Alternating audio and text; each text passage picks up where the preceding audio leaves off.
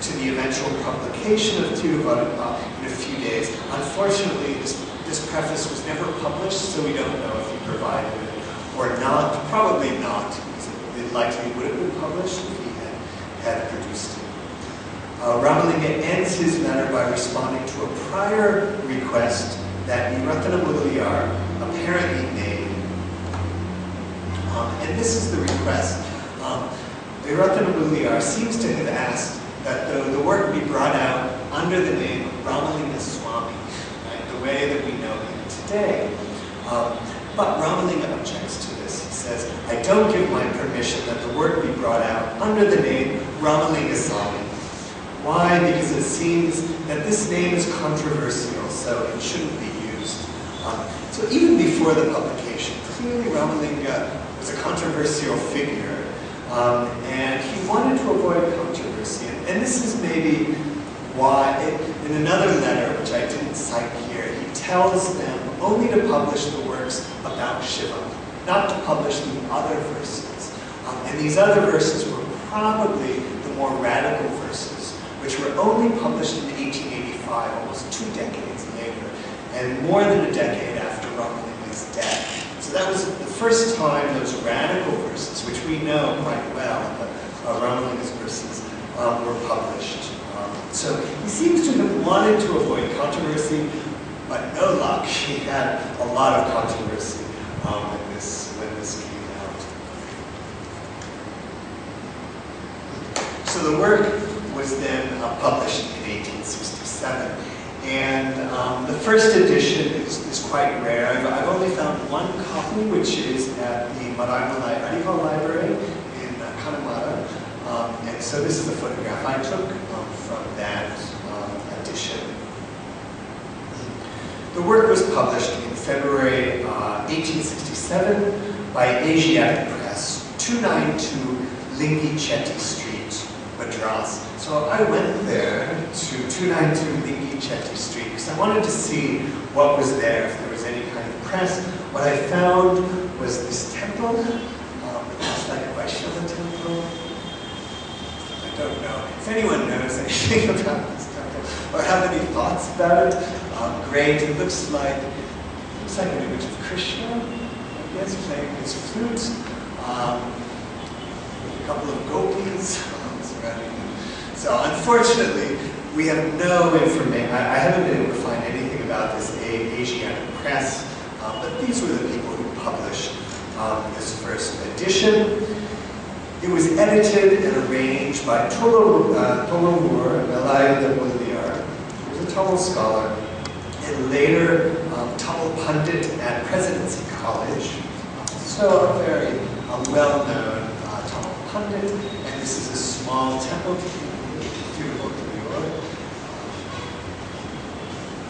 So he ordered the verses, and he split the verses into 6 sections, which he called Tirumurai. Right? So the term used for the Shaiva Tirumurai, the canonical 12 Tirumurai, he uses that word to describe 6 kind of books of Ramalinga's verses. And with this 1867 edition, they only published the first 4 of these. The 5th Tirumurai, which would come out in 1880, I'm not sure if it's 1880 or 1882, has all the verses to Murugan. And then the 6th volume, the 6th Tirumurai, were the radical verses, the anti-caste verses, the anti-Vedas, the Agamas, these kinds of verses. In this 1867 edition, he does talk about the Vedas and Agamas, and his attitude towards these, I think we could say, is kind of distanced but respectful. He doesn't attack them directly.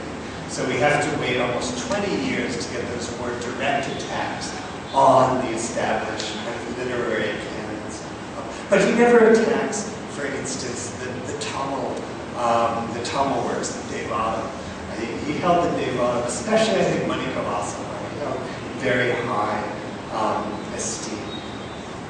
So it may have been Ramalinga who gave the work its its name, Tiruvarutpa, we don't know.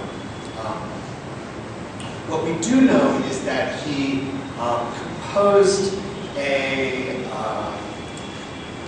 composition, a 63-verse composition, celebrating Tiruvarutpa, Tiruvarutpa Varuladu, and he talks about why it's called Tiruvarutpa. So this is Velayuda Mudaliyar's work. O great Perumal, Ramalinga, splendorous with the grace of benevolent God, his words flow with pure grace, bringing compassionate grace to the people of nectar-like Tamil. So this is interesting, bringing grace to the people.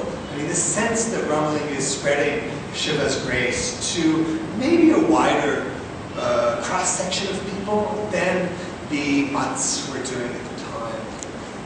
His words melted the hearts of great people with excellent minds, and also the hearts of sinners like me who suffer with delusion.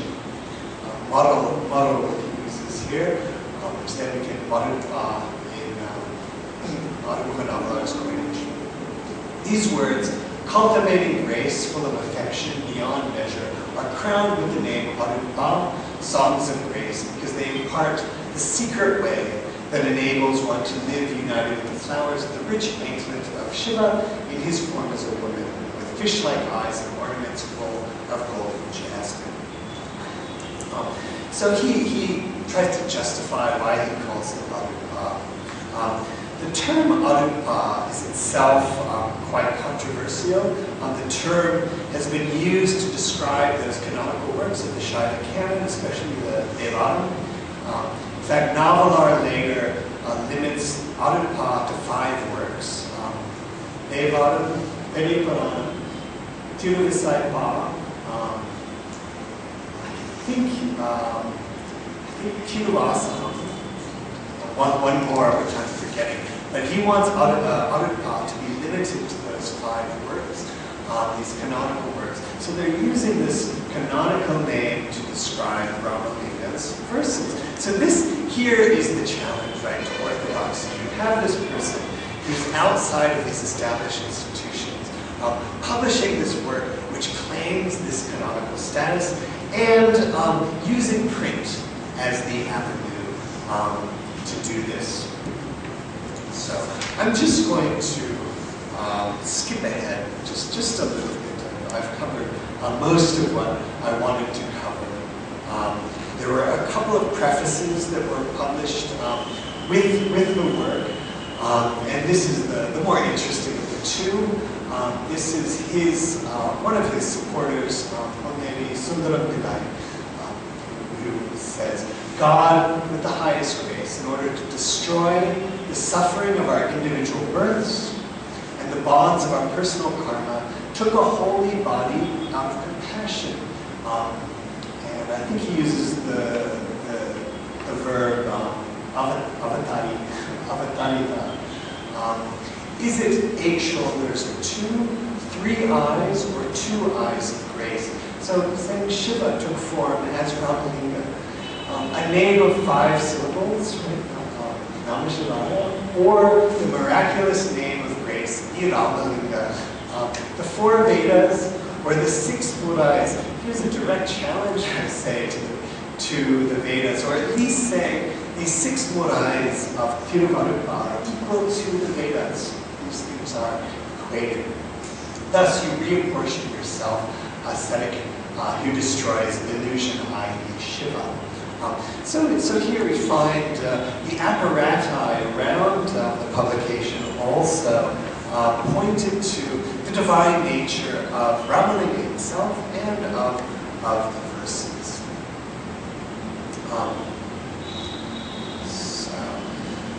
So this is just summing up. So the claim for canonical status of the work was made through a number of different ways. One, through the name itself, Tiruvarutpa. Dividing the work into the 6 Murai also suggested parallels to the Shaiva canon. Publishing the work on a grand scale in a large, expensive volume like the other canonical works coming out at the time, having the work edited by a renowned Tamil pundit. All of the canonical works were being edited by these Tamil pundits. Publishing the work with accompanying Tiruvarutpa, these kind of prefaces of benediction and of praise, and appending a history of the text to sort of put on them about the text. And here I think a little bit about the work, the Tiruvarutpa, which was a work that describes the compilation of the Devadam. And the content itself is very typical of Shaiva Bhakti literature. It recalls literature, especially the Devadam and Manikavasa, actually. So the content itself looks like a lot of the canonical Bhakti poetry.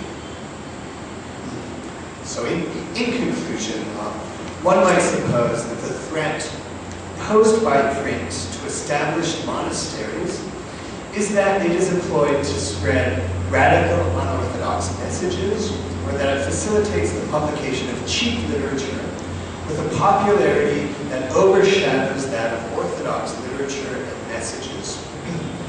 However, with the publication of the first volume of Tiruvarutpa, the threat was less the wide availability of the verses was too extensive to be widely available, and more its claim to canonical status in the form of a handsome and crested volume that was manufactured to last for decades, indeed for over a century, as still exists today.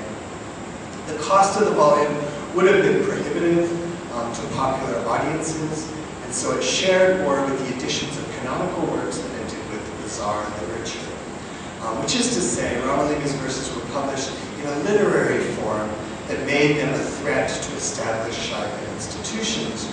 In this case, print was not a technology that allowed for the cheap and fast distribution of knowledge, but it carried other meanings for readers and consumers. With the publication of Tiruvarutpa, print was a tool to further establish Ramalinga's prestige and also to stake a claim that his verses might be considered alongside the other works of the Shaiva Tirumurai. The fact that the publication sparked a debate that lasted for decades highlights the power of print in producing and reproducing, I think, religious canons. Thank you. Now the ground is open for questions.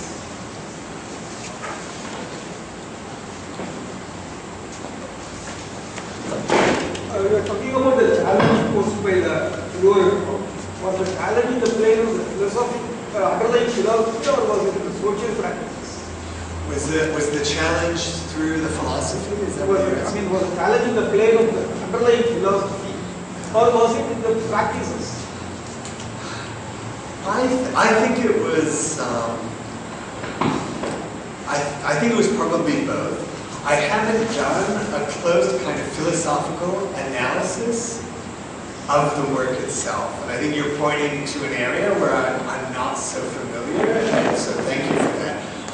The work is, I would say most of the verses are typical kind of bhakti verses, but there are very philosophical verses there as well.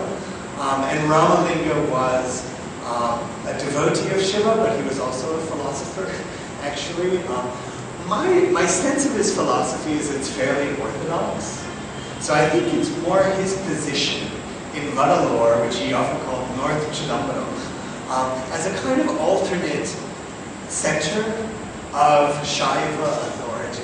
And I think this is what posed the challenge.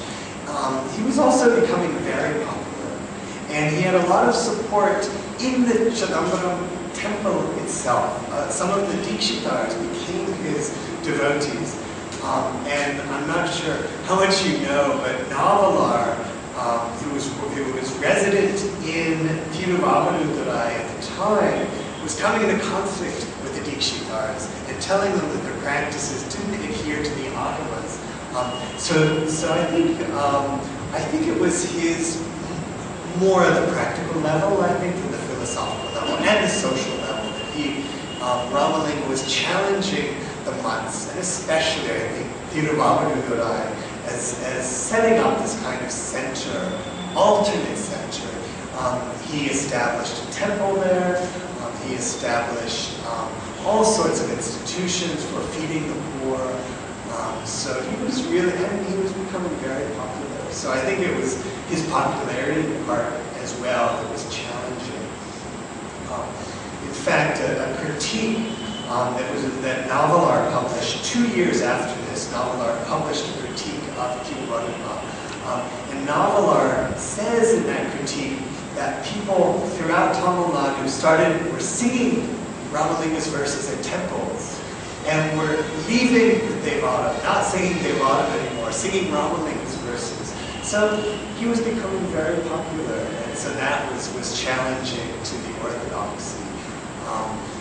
And imagine his anti-caste verses hadn't even been published yet. If those had been published, I think the controversy would be even greater. So yeah, it's a good question. I really need to learn more about his philosophy. He talks a lot about Advaita, and I'm not trained philosophically, more in terms of history and social analysis.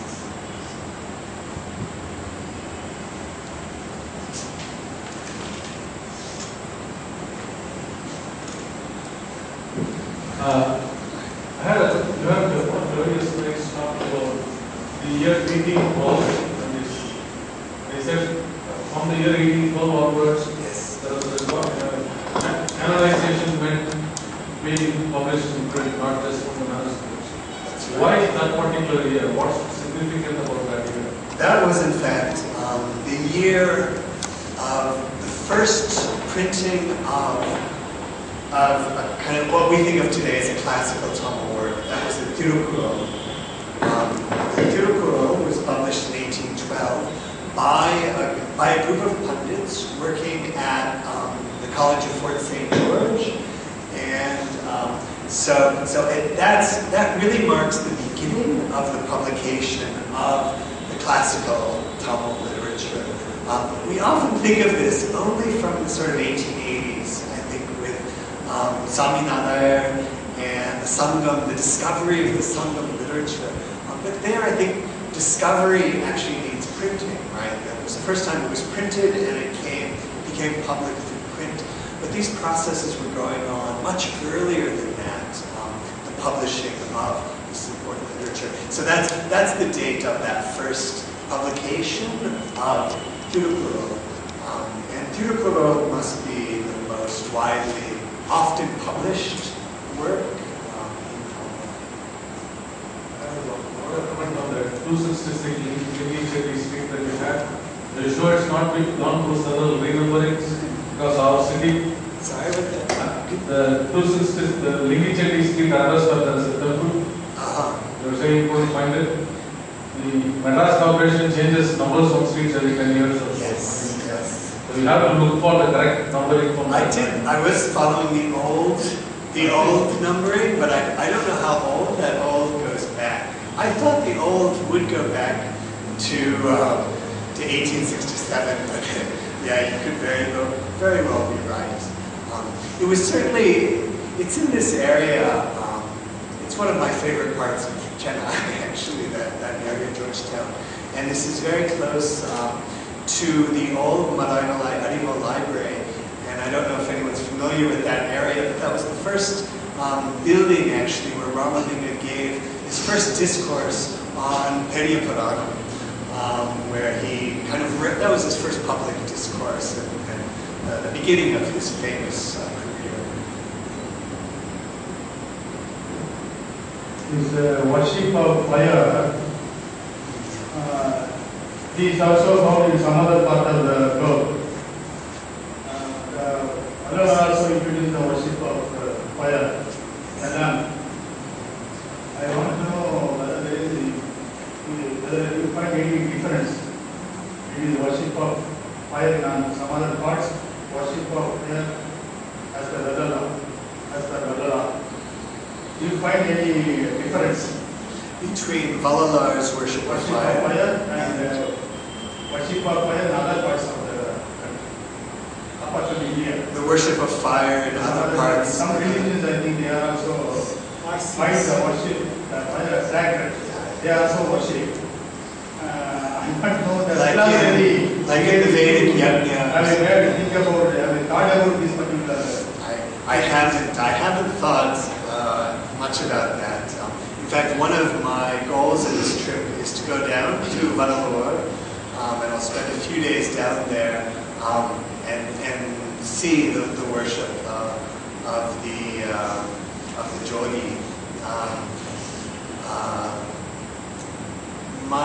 My sense of this, why he promotes fire rather than say a Shivalinga, I think he wanted to get away from the kind of, again, it's getting away from the established ways of worship.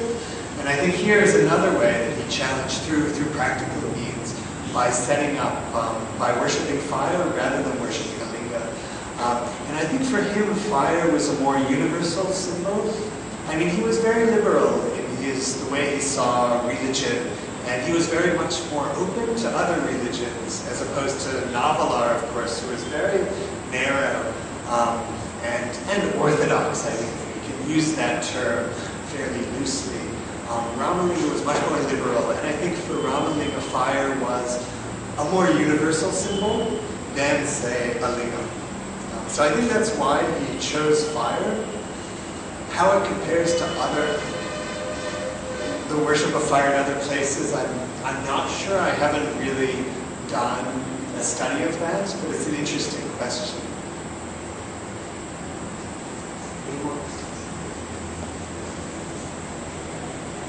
The question of challenge. Was it at any point of time, Ramalinga Adigal himself said that he was challenging the establishment, or was it a conclusion by others later? Yeah, in fact, the only thing we have is this, where he says he doesn't want to be controversial, right? And in this quote, so it seems like he didn't, no, we don't have anything that said he was trying to challenge. Not at this time, not at this time.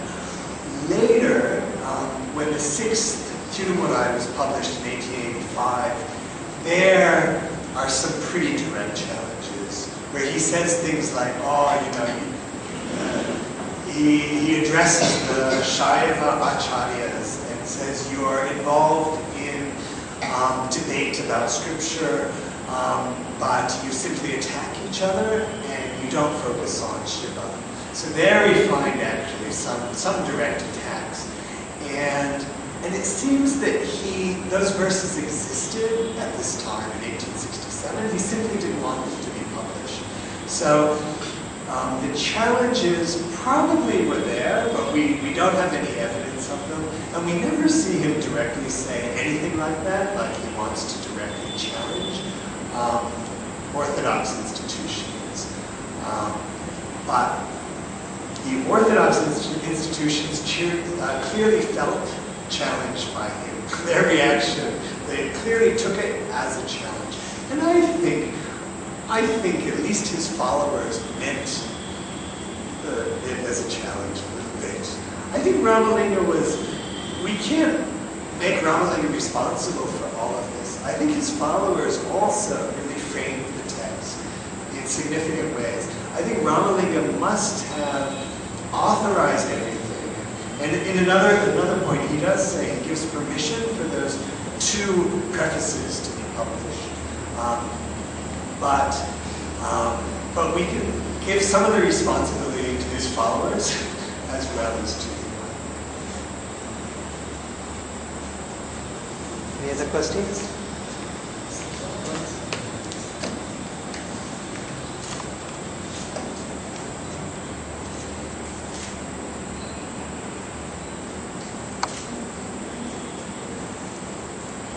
It was indeed a very interesting thank you very much for being here and delivering the lecture. And also I would like to thank our friend from media and all the guests for being here in hearing the lecture. Thank you. So we will intimate the forthcoming lectures through. Thank you. Thank you so much. Thank you.